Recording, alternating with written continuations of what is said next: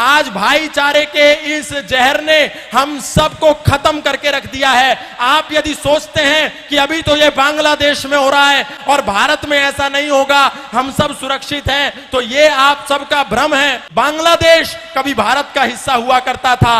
1971 में जब बांग्लादेश में भुखमरी हुई, जब बांग्लादेश भारत से अलग हुआ, वहां पर रोटी नहीं थी। मुसलमान वहां के दो दो रोटी के लिए मोहताज हो रहे थे। तो ढाका में जो इस्कॉन मंदिर था, वहां के पुजारियों ने, इस्कॉन के लोगों ने न्यूयॉर्क में अपने कार्यक्रम करके कई लाख मिलियन डॉलर रुपया इकट्ठा किया और वहां बांग्लादेश में लाकर के मुस्लिम जो वहां के वासी थे उनको खाना खिलाया। लेकिन जब विद्रोह हुआ तो सबसे पहले इस्कॉन मंदिर को टारगेट बनाया गया और जगन्नाथ की मूर्तियों में आग लगा दी गई, मंदिरों में आग लगा दी गई, सारे पुजारियों को, सारे इस्कॉन के लोगों को जला करके जिंदा राख कर दिया गया। बांग्लादेश में जितने भी वो दंगाई थे आए और देखा कि ये हिंदू है, इसीलिए उनकी दुकानों में, उनके घरों में, उनके आशियानों में आग लगा दी गई। और हमको ऐसा लगता है कि हमारे भाई हैं। गाय को काट करके रोटी के साथ खाने वाले और गाय को अपने घर में बनी पहली रोटी देने वाले कभी भी भाई नहीं हो सकते, कभी भाई नहीं हो सकते। इसलिए ये झूठी दोस्ती और झूठा भाईचारा छोड़िए। यदि ये झूठा भाईचारा हमने नहीं छोड़ा तो भाई हमको चारा बना करके खा जाएगा और हमको पता भी नहीं चलेगा। अरे हम ही तो कह रहे हैं सर्वे भवन्तु सुखिनः, सर्वे सन्तु निरामया, सर्वे भद्राणि पश्यन्तु मा कश्चित् दुःख भाग् भवेत्। हमारे मंदिरों से ही तो आवाज आती है, इंद्रम वर्धन्तु अप्तुरा कृण्वन्तो विश्वमार्यम अपाघ्नन्तो रावणा। लेकिन आपको ऐसा लगता है कि जैसे ये सनातन धर्म के मंच संपूर्ण विश्व के कल्याण की मांग करते हैं, शायद उनकी मस्जिदों से, शायद उनके मदरसों से भी इसी कल्याण की मांग की जाती होगी। क्योंकि आपको समझ में नहीं आता, जो दिन में 5 समय आवाज आती है, ला इलाहा इल्लल्लाह मुहम्मद रसूलुल्लाह अशहदु अल्ला इलाहा इल्लल्लाह हुवा अशहदु अन मुहम्मदन अब्दुहु व रसूलुहु। उसका मतलब क्या है? इसका मतलब है कि इस दुनिया में अल्लाह के सिवा कोई इबादत करने योग्य नहीं है और मोहम्मद के सिवा उसका कोई रसूल नहीं है। इसीलिए यदि हम अल्लाह के सिवा यदि किसी की पूजा करते हैं तो हम काफिर हैं, हम मुशरिक हैं, हम नापाक हैं और हम वाजिबुल कत्ल हैं। यदि कोई दिखे जो अल्लाह के सिवा किसी की इबादत करता हो तो उसका कत्ल कर दो, उसका प्रतिकार करो, उस पर पत्थर बरसाओ। और यही होता है जब मर्यादा पुरुषोत्तम श्री राम की शोभा यात्रा लेकर के हम सड़कों से निकलते हैं तो अचानक से मस्जिदों के ऊपर से पत्थरबारी होने लगती है, ऊपर से कांच की बोतलें फेंक दी जाती हैं। इसका तात्पर्य क्या है? हमको लगता है अचानक कैसे हुआ? अचानक नहीं हुआ, आपको तो दिन में 5 बार चेतावनी दी जा रही थी, आप ही नहीं सुन रहे थे।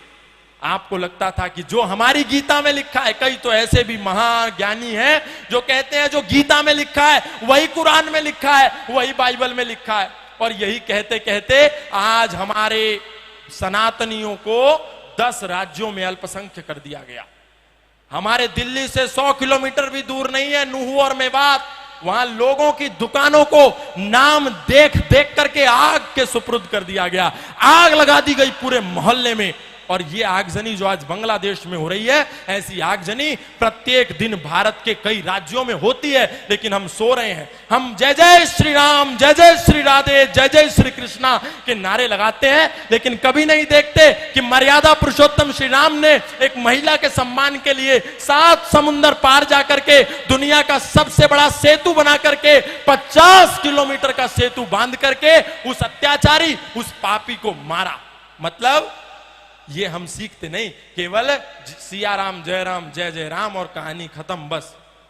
हमको इतने में ही शॉर्टकट रास्ते में मोक्ष चाहिए। हम ये नहीं कहते कि हम किसी का प्रतिकार करें, हम ये भी नहीं कहते हम किसी से हिंसक हो जाएं, लेकिन हम ये कहते हैं हम किसी पर अटैक ना करें तो कम से कम अपने पास डिफेंस का साधन रखें। सनातन धर्म कभी भी पहले अटैक के लिए नहीं कहता, लेकिन सनातन धर्म आत्मरक्षा की बात करता है, डिफेंस की बात करता है। अग्रतश्चतुरः वेदा पृष्ठतः सस्रम धनु इदम ब्रह्मम इदम शस्त्रम शापादपि शरादपि शस्त्रेण रक्षति ही राष्ट्र शास्त्र चर्चा प्रवर्तते। विश्वामित्रादि ऋषियों के यज्ञ हवन भी तभी सफल होते हैं जब पहरे पर स्वयं धनुर्धर राम खड़े होते हैं। यदि हमारे पास शस्त्र और शास्त्र नहीं होगा तो हमारा कल्याण 10 सालों में हो जाएगा, ये आप मान करके चलिए। आज सनातनियों ने अपने शस्त्रों को भी कोने में फेंक दिया और शास्त्रों में भी दूर हो गए, बोले बस इनको तो लाल कपड़े में रखेना। नहीं, राम वही जो मर्यादाओं की परिभाषा बने रहे, राम वही जो भारत भू की अंतिम आशा बने रहे। अरे जिसने राजमहल के वैभव को सन्यासी बना दिया, जिसने खुद को राजा से हंसकर वनवासी बना दिया, माना उसकी जन्मभूमि मुद्दे पर हर काम जरूरी है, मगर अयोध्या से पहले हर दिल में राम जरूरी है, मगर अयोध्या से पहले। इसलिए संकल्प लेकर के कहिए कि आज के बाद हम जातिवाद नहीं करेंगे।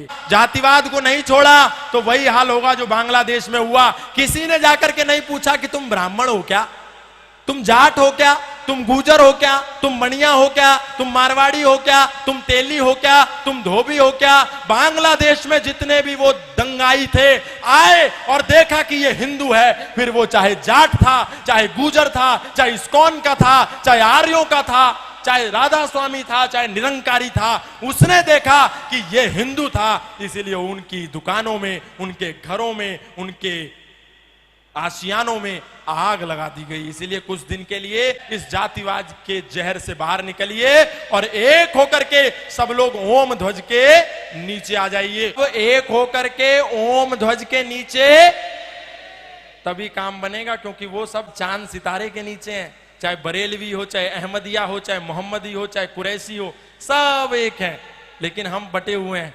ये छोड़िए, हम सब अभी एक हो जावें। बोले भारत माता की, भारत माता की, धर्म की, अधर्म का, प्राणियों में, विश्व का